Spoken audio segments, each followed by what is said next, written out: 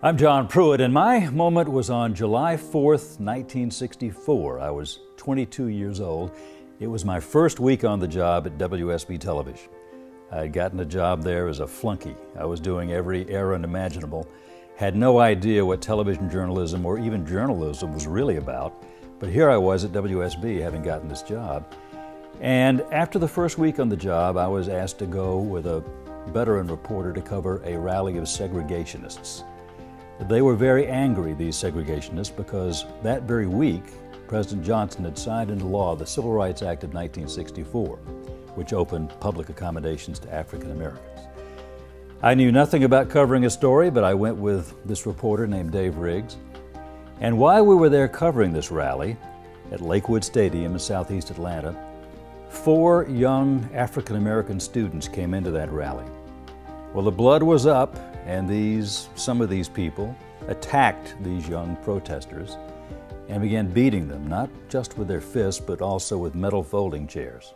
It was a horrible scene of violence. I'd never seen anything like this.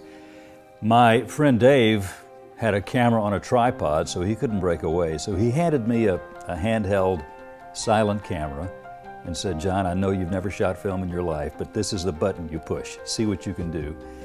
I approached this scene of violence and was able to get some images miraculously.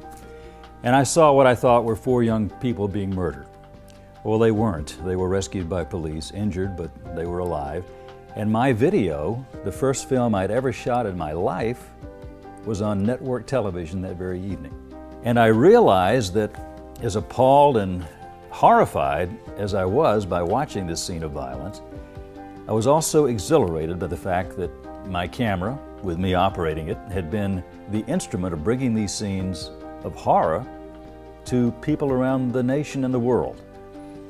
And it was scenes such as this, as we all know, that hastened the civil rights movement in the South, pricking the consciences of so many people to change the existing situation.